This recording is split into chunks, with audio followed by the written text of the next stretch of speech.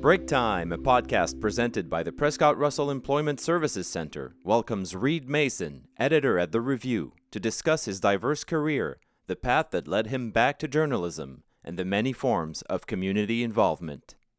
Welcome to Breaktime, Reid. Thank you very much. Oh, it's a pleasure to have you here, man. You're kind of My pleasure. kind of a local legend. Yeah. Writer, journalist. I am, yeah. It's sort of a recent thing. Editor at The Review. I am the editor of The Review right now. Musician for 50 Proof, Yes. which I see everywhere. Well, we're good at promoting. Yeah, you guys are very active. Yeah. Through 50 Proof, as we chatted before, you're very involved in the community as well. Now, I know that journalism is a big part of your life and has been for, especially here, for a few years. Mm-hmm. Before we go too deep into that, your role at The Review today, I want you to tell me about your professional path. So where are you Sure. from, and how did journalism happen? What led to that?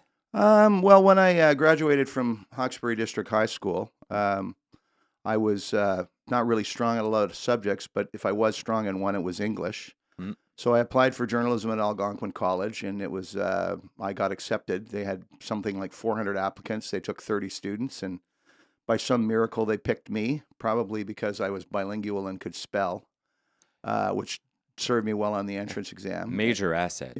Yeah. And then I studied under a gentleman named Bob Laux at Algonquin, who really just retired as the director of the journalism program there a few years ago. Oh. He got me a part-time job at the Ottawa Citizen as a weekend copy boy. Mm-hmm. I worked Friday nights from midnight till 4 in the morning, Saturdays from 8 till 4 at night, and Sundays from 6 till 10. And I did that through my first year of journalism, and then the Citizen hired me as a full-time copy boy, so I worked full-time and attended school my second year, and then I was a reporter with the Citizen Community News until 1983. And at that time, I left to go live in Inuvik in the Northwest Territories. Wow. Why?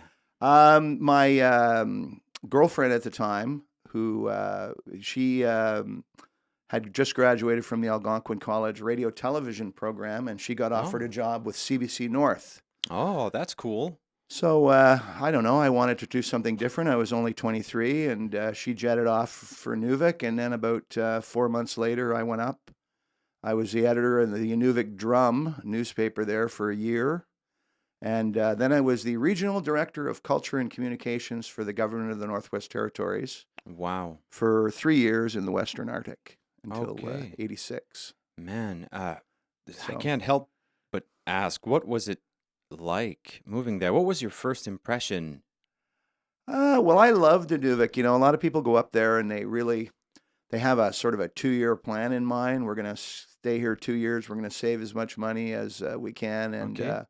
And get out. Mm-hmm. We went up there and lived pretty much as Inuvik people. Like, we loved it. We bought a house there. I bought a house there in Inuvik. Okay. We were only there 3.5 years, but I really enjoyed it. Mhm. I wasn't one of those people who just lived to come down south. Okay. I started a motocross club up there, and for 4 years we ran the Northwest Territories motocross series, and we did Wow. motorcycle ice racing and snowmobiling, and I had a lot of fun up there. It was one of the highlights, I guess, of my life was living in the Northwest Territories. Wow, man, that territory is so vast. Can you kind of situate me on the map, like in northwest corner, southeast corner, where? Back then, the Northwest Territories encompassed what is now the Northwest Territories and Iqaluit. Oh, uh-huh. So I was Right. in the Western Arctic, which is now the Northwest Territories, in Inuvik, which is about 400 miles north of the Arctic Circle. Good It's God. about Wow. 80 kilometers south of the Arctic, or the Bering Sea, the Arctic Ocean. Mm-hmm. So it's it's up there. It's above the tree line, and How cold was it? the coldest I saw while I was there was minus 50. But it was Alright. regularly in the winter minus 40. Mm-hmm. You know, Is it comparable to our cold here? Because I know here is very humid, and that's kind of a killer. Is it true up there too? Do you take the minus You know, 30 up there the same way we take it here? no, because up there they know how to dress for it. You know, I Ah, used to say that when I was down, living in Ottawa, I was always running around with mhm. a thin jacket and no Yeah. gloves. What are we doing wrong here, man? We're not dressing enough, Oh, really? I Yeah. I got back into the habit, but up there, if you're going to go out in the winter, you're going to wear long underwear, skidoo pants, a parka. Yeah, not an You know, option. yeah, you're going to have, you're going to be warm because you're going to be dressed as, to walk to the North Pole if you have to, right? Mm. Because if your car breaks down while you're driving from Inuvik to Fort McPherson, It's going to be a memorable day. yeah, you better have the right clothing. Let's go back to journalism a bit. Yeah. What was it like to study journalism? Well, it was a different time. We're talking about I started at Algonquin in 1979, All right. and I actually visited just before Bob Loucks retired about 5 years ago. He took me on a tour up there at the journalism school, and it was hilarious because we went into our old classroom, and I remember walking in 1979, and every desk had a typewriter on it. Right. Right now, you go in and it's all digital. Right, it's all Mhm. computerized. There's really no comparison in the way journalism is taught other than the writing compared to what it was taught when I was there. All of the, ways of putting it together a newspaper in the 1980s don't exist anymore. Of course. The layout boards and the wax and the paste up and all that is Mm. long gone. And we miss it. So those of us who were doing it years ago. Of course. Yeah, I understand. The same way a music lover would miss vinyl.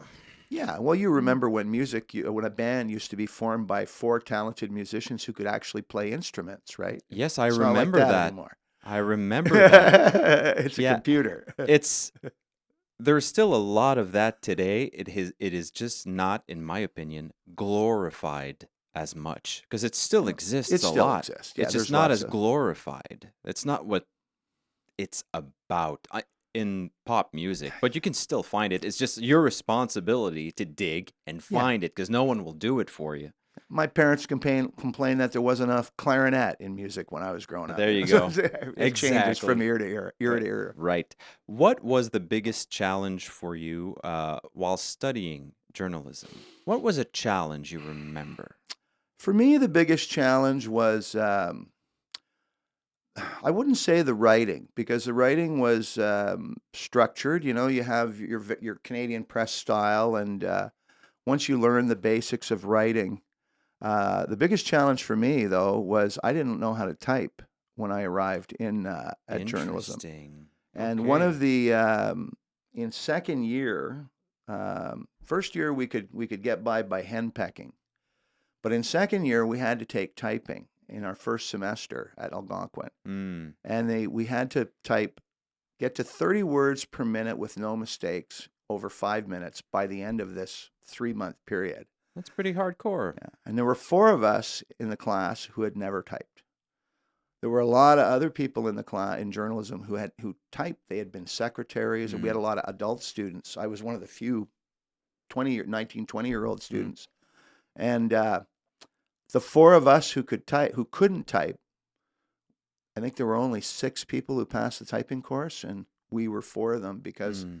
a lot of the people who could type objected to taking typing. Right. And some of them didn't come to class, and then at the end of the year, they couldn't get their diploma, so they never graduated. A lot of people dropped out because of the typing. They didn't want to type business letters. I don't want to type a business letter. I've been a Mm. secretary for 5 years. Whereas the 4 of us who didn't know how to type, we just, Mhm. we Yeah. didn't have a choice. We had to learn. Man, So we take that backspace button for granted today, don't we? yes, yes. Man, it must have been a different beast.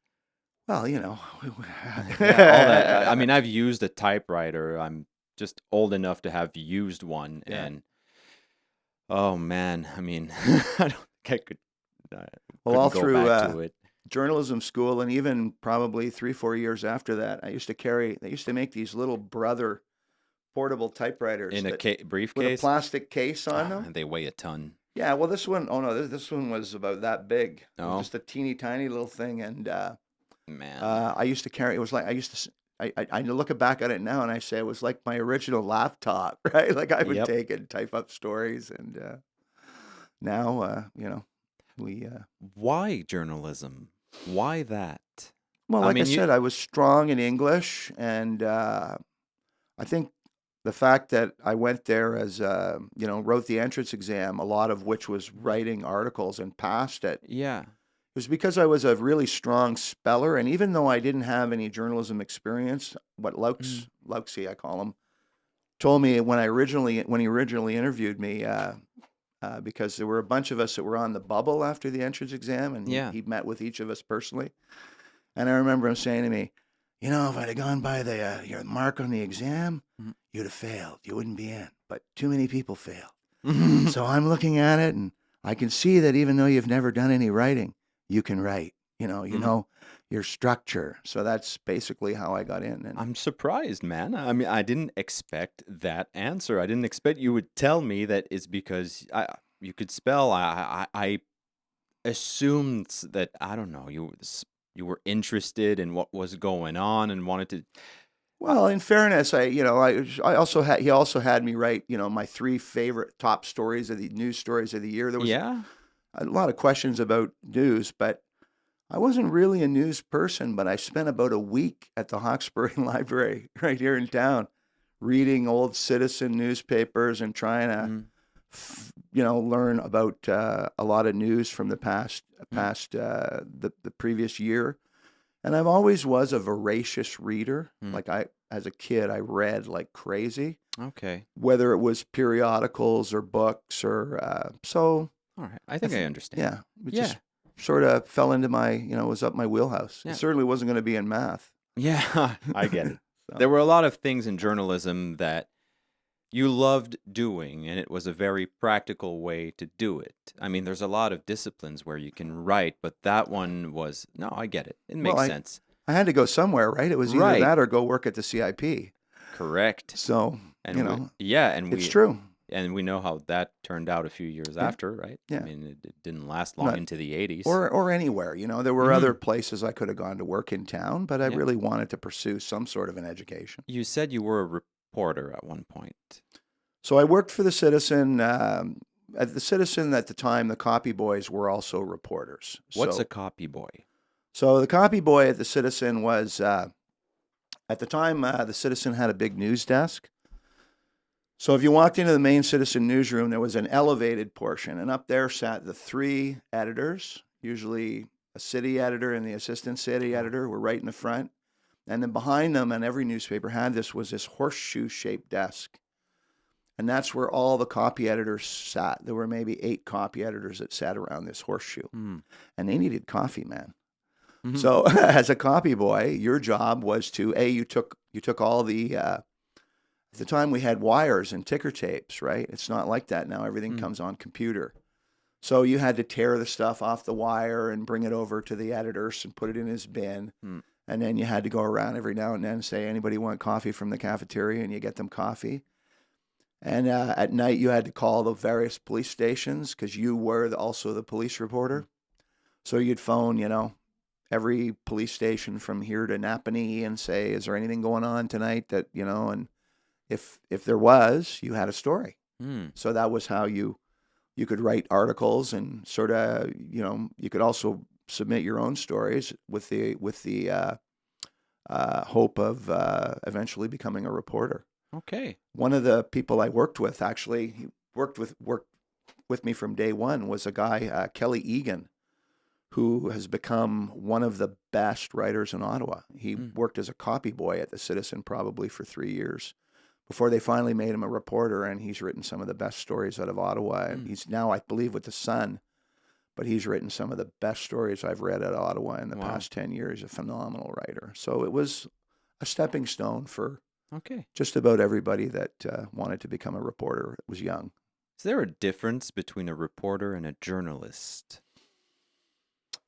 Not really. No, I mean, a reporter traditionally is somebody who reports on news, Mm-hmm. and a journalist can be, that and a features writer as well. At the Citizen, they just referred to everybody as a reporter. You were a writer, reporter, or a copy boy. When did you start being a journalist here locally? So I left journalism when I was living in Brockville in the mid-90s. I was working for the Brockville Recorder and Times. Okay. And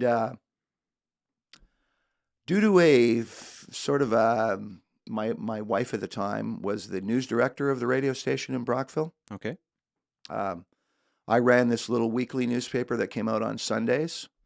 And then you had the Recorder and Times that was the daily, which my sister, coincidentally, was a reporter at. Okay.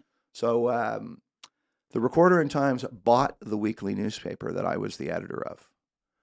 And they kept it going as a Sunday newspaper. So I went to work for the Recorder and Times.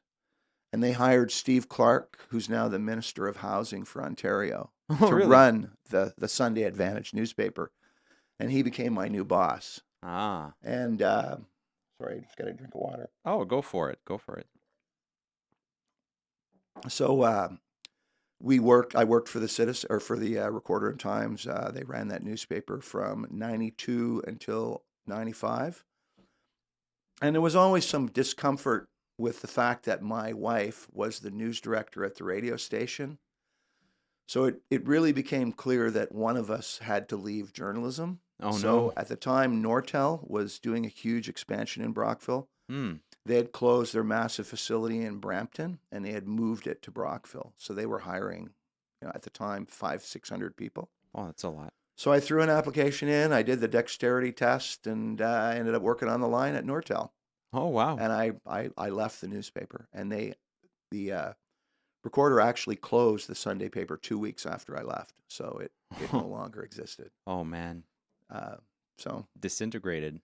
Well, there was a number of reasons for that. Okay. Probably if I'd have stayed, it would have struggled on a little longer. Oh, I But, see. I understand. Yeah. Borrowed time then. Yeah. And the review, how did that start? Is it recent, or did you in the past work for the review a bit?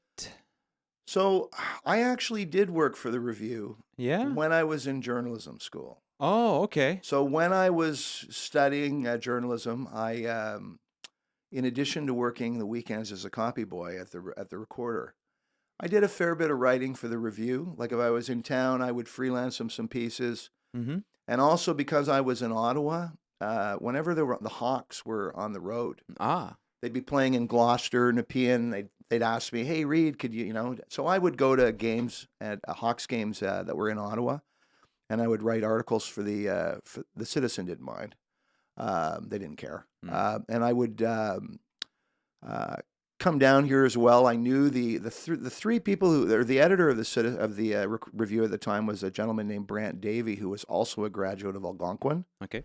He was a year ahead of me, and so I knew him. So when I was in town, he would say, "Oh, could you do an article on this and stuff?"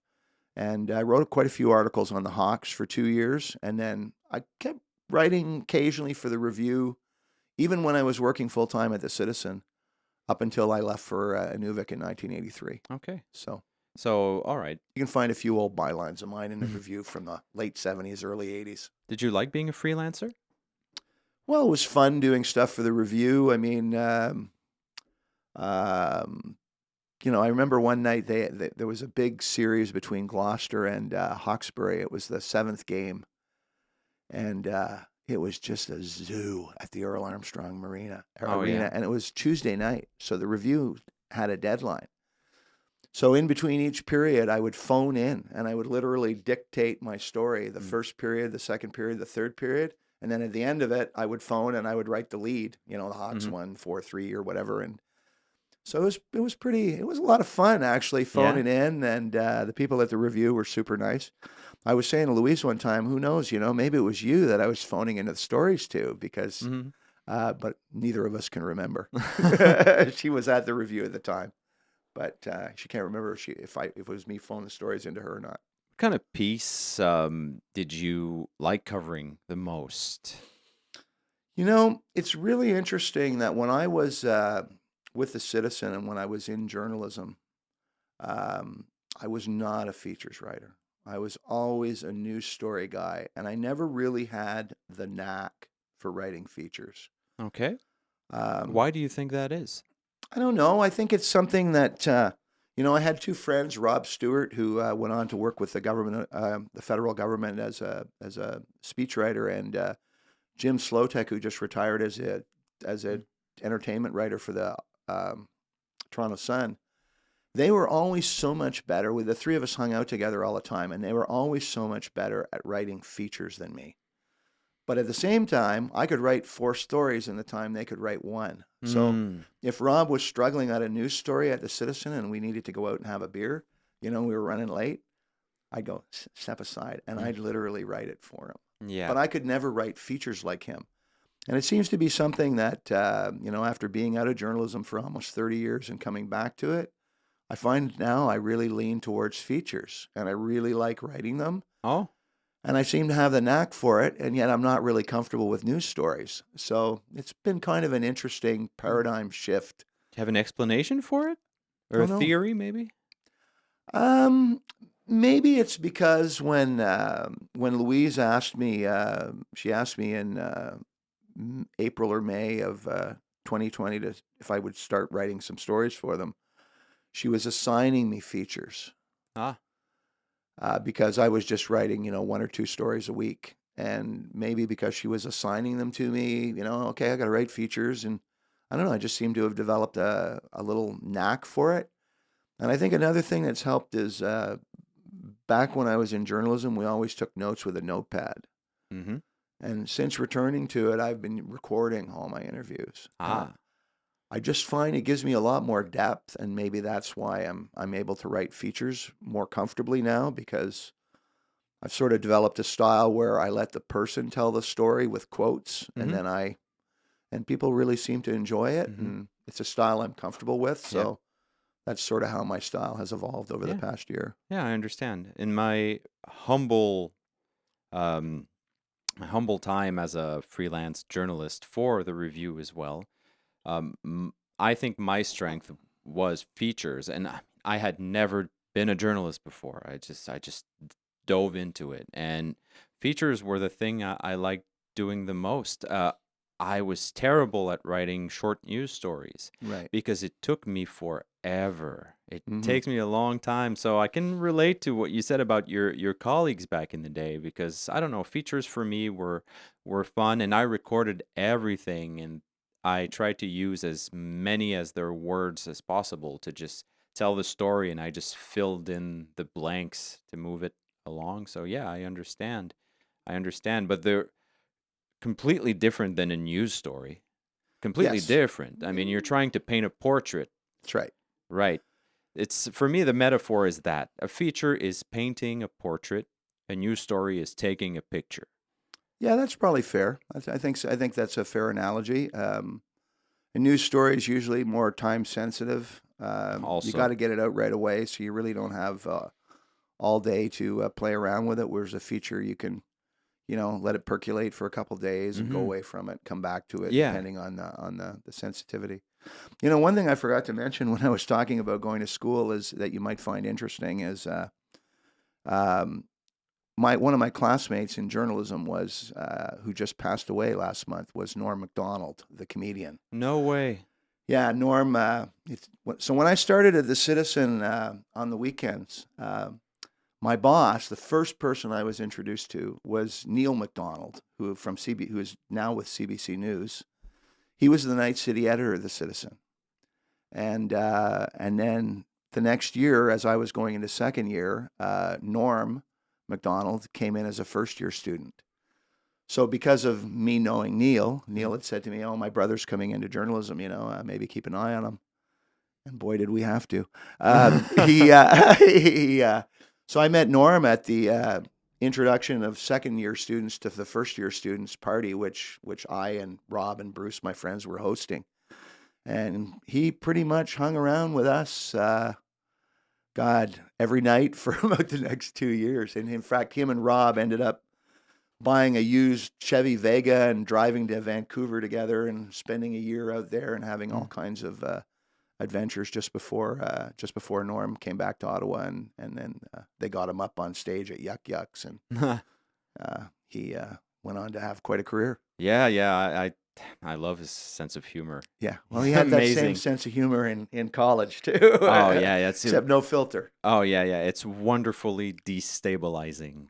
Yeah. So that was sort of one of the more interesting things, which you didn't really realize it at the time, Mhm. right?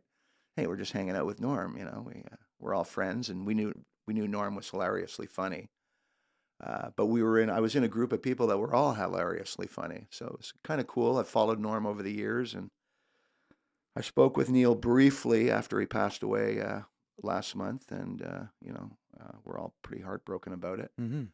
But it was a fun time. It was a great 2 years, great 3 years, because we hung out even after that. Yeah. Pretty much till I left for Inuvik. For you, what was the? I mean, you started in journalism in the city, mostly working. If a citizen. Right, exactly, in Ottawa, and then eventually transitioned to small town journalism. Yeah, I went to Inuvik. Although I obviously had experience with small town journalism here. What's the big difference for you? Except, I mean, the obvious, the fact that it's a big city, more people, more is going on. But I think for me, the difference is deeper than that. For you, what was the big thing? I think there's more of a difference now between weekly newspapers and daily newspapers than there were back then. Because I think back in when I started in journalism in the late 70s, early 80s, there was no free distribution community newspapers. So every weekly newspaper, like the Review here, was mainly a smaller version of a big city newspaper. It was interesting that when I was at the Citizen was more like a small town newspaper today than it is now. The Citizen at the time there were two newspapers, of course, in Ottawa. There was the Journal and the Citizen. Okay. And the Journal was the serious newspaper, and the Citizen totally focused on community news. Oh. And after the Journal went out of business, the Kent Commission really took the Citizen to task for being, and said that the Citizen had to be more of a serious newspaper, had an obligation of being a serious newspaper in Canada's capital. And shortly after that, the Citizen dispensed all the neighborhood news stuff and that they were doing. They still do it to a certain extent, and went more hard news, similar to what the Journal had been before they closed. It's an interesting decision, isn't it? I mean, there was already one that existed. So why do that? What do you mean? No, well, the Journal was gone. Oh, so when I the see. Journal closed, there was an inquiry. Okay, I missed Kent that Commission. part. I got you. Okay. So the Kent Commission said basically that the Citizen was, I had a to joke. pick up the slack a bit now that So, but now with the Journal gone, I mean, the Citizen knew that the reason the Citizen was so popular was that people who lived in Ottawa didn't want to read about the federal government. So, but after the Kent Commission, the Citizen was forced to sort of go back to the format that the Journal used unsuccessfully in the early 80s.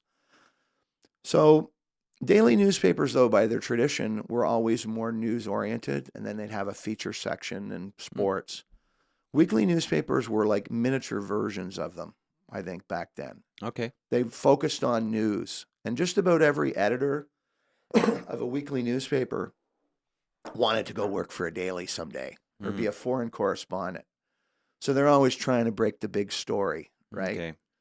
So I think the Review and other newspaper weeklies were much more news focused.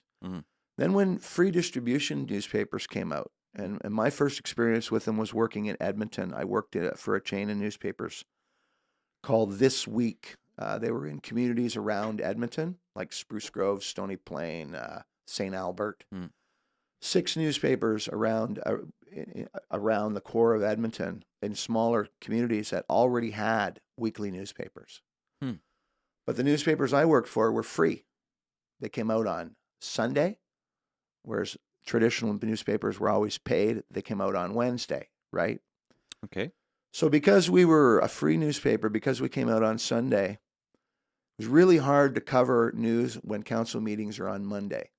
You're always going to have the council stories later than the newspaper that comes out on Wednesday. Right. Yes. Yeah. So a lot of these free distribution newspapers, so that they weren't in direct competition and looked like a duplicate of the weekly that was always there, tried to be more community oriented and do stories on families and stories on interesting people in the community. Right. Okay. And that is what my newspaper did in Edmonton, and that is what my newspaper in Brockville, the Sunday Advantage. We weren't going to compete head to head with the Recorder and Times and the Prescott Journal, so we were more, I like to call it, fluff and puff. Yeah. And since then, newspapers and weeklies in general seem to have become more community oriented. I know that with me as the editor, like the review has always been community oriented since Louise Spruill has been the editor. I mean, she is a major proponent of doing stories about people and that, but she's also a news person. Yeah. I'm not. So I've maybe taken the review even a little more community oriented. Okay. And James Morgan, he does an amazing job covering the news. Yeah, he does. So he's able to focus on that, and then I like to say I'm Captain Fluff and Puff. I'll do the stories on I don't know, the new crosswalk, and I just did an amazing piece with Joey Desjardins, the Paralympian cyclist. Yes, I saw that you went on a bike ride with him. Yeah, I mean, who does that, right? It was a blast. We went for a bicycle ride, and I literally interviewed him and chatted. And it wasn't so much an interview; it was just two guys having a nice time and talking. Yeah. While riding on the bicycle, I just had my phone recording, right? So on the handlebars. So as we rode side by side and just talked about riding and life in general. I also spoke with them at the review offices, but it was a combination of the two.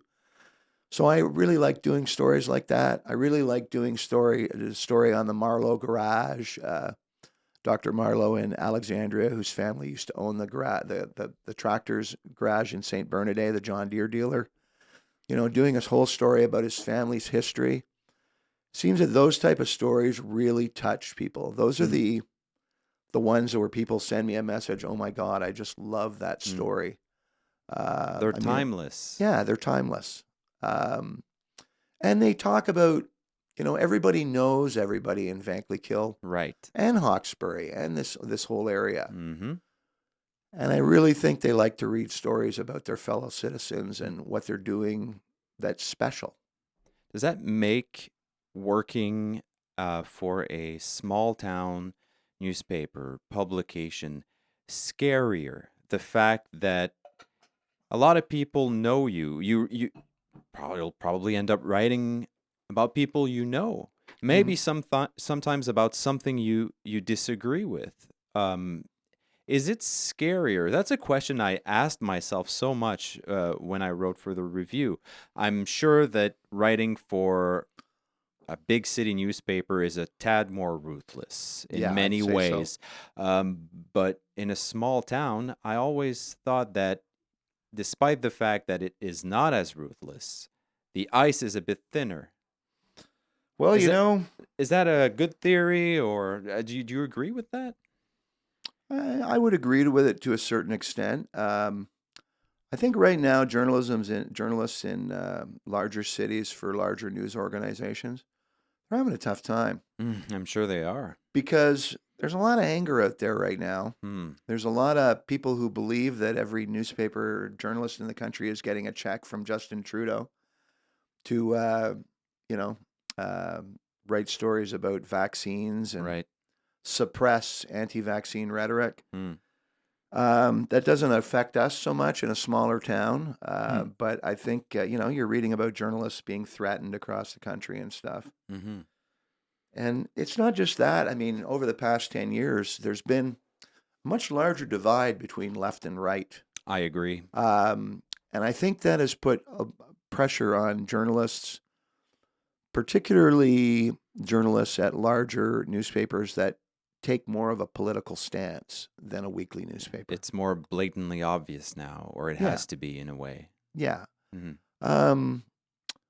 So I think from that, it hasn't affected us so much other than on our Facebook page. Like that's a big change for journalism for me is, man. As a weekly newspaper editor, once the paper was out on Tuesday, Wednesday, it was pretty much not a day off, but it was your chance to catch a breath. But Yeah. now you've got Facebook, you've got to have something going on there every day. And also it's open to live comments, Yeah, that's People- something else, man. People have to make a special effort to write a letter to the editor, right? Yes. And actually get some coherent thoughts across. Mm-hmm. But people can put a stupid or angry post up on Facebook in 4 seconds. Mm-hmm. They can try and spam you by. Recently, I had somebody come in on Sunday morning at 6:30 in the morning and put the same post up on 9 different totally unrelated articles, right? Wow. Okay. And after 2, I found the first 2, and then I said, you know what, I'm not looking anymore. So I just blocked the person and I deleted all the others. Mm. It's just unfortunate that you have to put up with that. And occasionally I have to get an email from somebody that says, hey, somebody threatened me on your Facebook page, Oh, yeah, that sucks. I mean, can't spend 24 hours a day watching, like election night. There were, within 20 minutes of the announcement of the winner of the federal of this riding, Mm-hmm. there were 100 posts, many of which were libelous, angry, stupid, Mm-hmm. and we just couldn't possibly keep up with them. So we just had to shut down comments.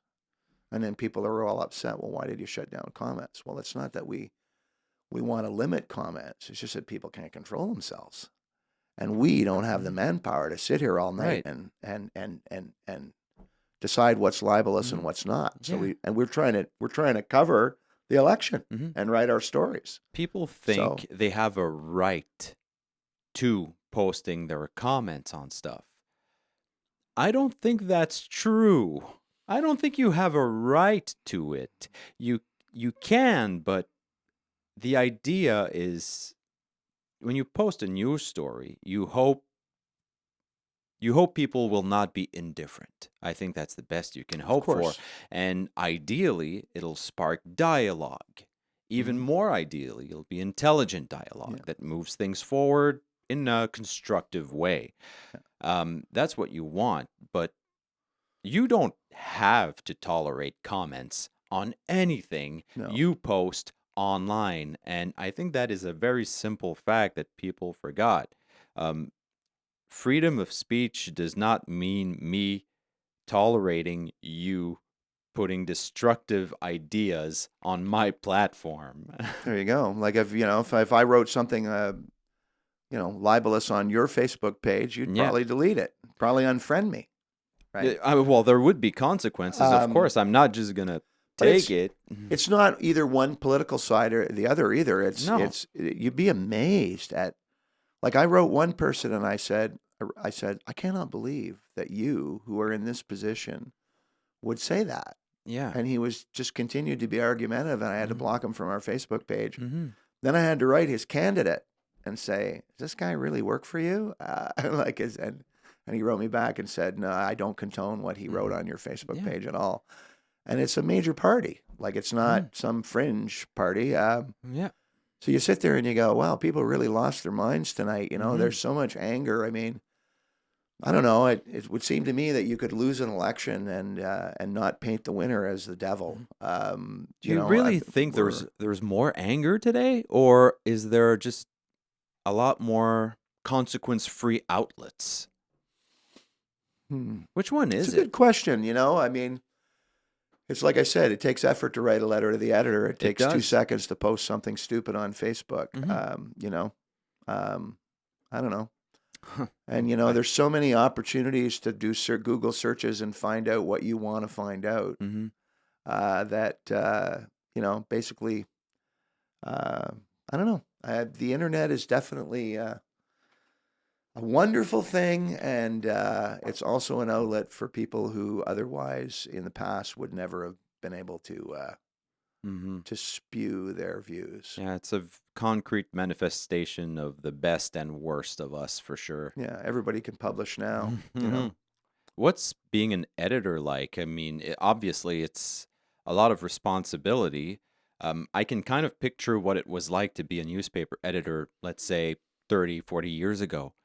But now today, I mean, just with the comments story, what's described to me the most important responsibility of a newspaper editor?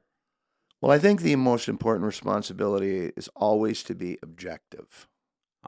What does that Regardless of your personal views, you know, you got to write a story, even if you don't agree with what the person's saying. mean? You write it. I mean, it's everybody has a right to get their point across in their own personal opinions.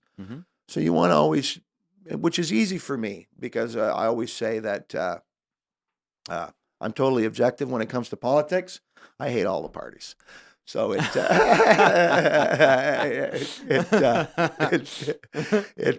know, I really have an open mind myself, and I really love to hear the stories of people locally, even if it's something that doesn't necessarily float my boat, you know, because I'm working right now in what I consider to be the most wonderful community in Canada, which is Vankleek-Hill. So many wonderful people there, and the minor differences that anybody have, probably after the pandemic, there's a lot of differences, minor differences have been magnified. Sure. And they won't. A lot of them won't seem to amount to a hill of beans 2 years from now.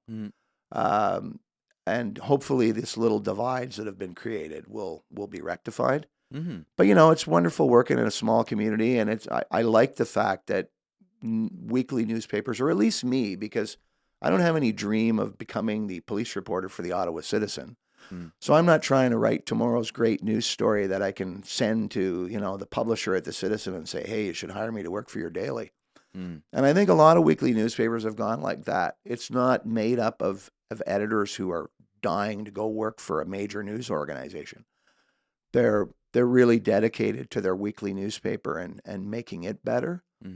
And for me, being 62 and not trying to get a better job, just being able to focus totally on the quality of the newspaper is a blast. And I'm lucky that we have an owner, Louise Spruill, who does not focus so much on the bottom line as she does the content, making the newspaper better. We're really lucky. That's actually the reason I went to work there. I wouldn't have gone to work for any other newspaper. Believe me, I would be just sitting at home, maybe going out on my boat now and then and relaxing. So it was a pleasure to speak with Louise here at Breaktime a couple of years after working with her. I mean, I loved working with Louise. It was really fun to have conversations with her. It was fascinating on any topic. She's an amazing person, and she does a lot for the community that people don't realize, and has for an eternity. I know. Yeah, full time. What made you come back here? You live in Vankleek-Hill now? Or I live in Lorgnal. In Lorgnal. Yeah. Okay. What made you come back to the area after, you've lived everywhere. You dropped Edmonton earlier, and it was the first time I heard about it. So it's like I say, I ended up working in Inuvik, working for the government of the Northwest Territories, and then I gradually worked my way back across the country. So I went from Inuvik to Edmonton, and then Edmonton to Brockville. Okay. When I was working in Brockville, after I left journalism, I became single again. I started to come visit my parents in Hawkesbury a fair bit, and my best friend who lived in Hawkesbury. And I met a woman here who I'm married to this day, Jill Crosby. She's a local artist. She came and lived with me in Brockville. We were there for 7 years. And then after Nortel closed, we decided to move back here. Okay. It's my home originally, and So I had left journalism to work for Nortel. Nortel closed. I came here. I worked for a number of companies in Ottawa and Montreal, a couple here in town as a planner purchaser, which was my trade. Okay. Then I got a job. I was hired in 2014 as the manager of planning, production planning for the Royal Canadian Mint. I worked there 2 years. And then I went to work for Boulangerie Lantier in, and the long and the short of it is I got laid off at the start of the pandemic. Okay. As a lot of people did. I was sort of deciding what I wanted to do. Was I going to keep working? I'm 62. Or am I going to retire? And Louise reached out and said, hey, you used to be a journalist. Would you be interested in writing any articles for the Review? And I said, I haven't written an article in over 25 years. I haven't even thought about it. Mm-hmm. So she said, well, we got these birthday parades going on. These people are going around because of the pandemic. Everything's shut down. Do you think you could do a story on the birthday parades? So I contacted the person who was organizing the birthday parades and went to a couple of birthday parades, and I did a story. That was my first story, and everybody liked it. So then the next week, she gave me another story to do. And then she gave me 2 stories to do, and then 3 stories to do. And all of a sudden, by September, I was writing like 4 or 5 stories a week, totally on a volunteer basis. And then Louise, as you're probably aware, has moved into real estate. Yeah. It's something she's always wanted to do. Mm-hmm. So she brought it up with me in December and said, I've always wanted to pursue this, and I've taken the courses and getting my license, but I need an editor of the newspaper to be able to do it, and you're the only one that I can think of that I would trust right now. And I was like, seriously? I mean, so anyway, we in March, at the beginning of March, I became the editor. Thank God I have tremendous support from Louise and James Morgan, who is an amazing writer and somebody I can count on every week. And I, basically spent the last 7-8 months now sort of relearning journalism, because there's so many things that are different, like the Facebook page. Mm-hmm. Like when I was in journalism, we were just starting to paginate. The Recorder, one of the reasons they bought the Sunday Advantage was they wanted to use it as their template for laying out the paper on a computer. So for the first, they gave us the tools and the equipment. And the first year that we were owned by the Recorder and Times, I laid it out on the whiteboards and everything like everybody else. But then we switched to pagination. So all the photos went into the computer, and the Sunday Advantage for the last year of its existence was laid out on the computer, which the Recorder across the street wasn't even doing. We were sort of testing their software. So that's been a little bit of a saving grace for me, because now I've come back to it, and it's 25 years later, and now everything's being laid out on the computer. And although the software has gotten incredibly more sophisticated, I was in on the ground floor 25 years ago, and much of it is surprisingly the same. Absolutely. Yeah. And I got sent on a lot of courses by the Recorder and Times on pagination and on Adobe, and all these programs. Quark Express. Right, back, yeah. So even though they've changed, a lot of the skills that I used 25 years ago are the same, and I enjoyed laying out online, so that came back really quickly. Now it's just, learning the community and getting to know more people and trying to make the paper. I want the paper to be every week. People want to read it. They know that there's going to be a story about their friend or neighbor. There's going to be the news, going to be information. You're going to know what concerts are going on. You're going to know who's trying to fundraise. And you're going to read about Bob down the street who, built an airplane in his backyard or something, whatever. Something like that. Speaking of concerts and fundraising, let's switch gears here for our conclusion. You're a musician, and you're in a very popular local band, 50 Proof. How long has that been going on for? So when I was younger, I went to Hawkesbury, and there were a lot of people I know here who had bands. I never did. I never played an instrument in my life. Tried to learn guitar when I was at the Sunday Advantage with one of my coworkers. Maybe stuck with it for 3 months 30 years ago. And so when I turned 50, I said to my wife, I always wanted to learn to play an instrument, and now I'd like to. It took me a couple of years. So I got to thank Bobby Lalone, who was incredibly patient as I bought a piano, tried to learn it, took lessons there. Then somebody from Celtic Flair, Tara McWhirter, showed me how to play a mandolin. Oh, I have cool. a broken finger from motorcycle racing, and my little finger doesn't work well on my left hand. So anyway, after a couple of years, I ended up finally switching to bass.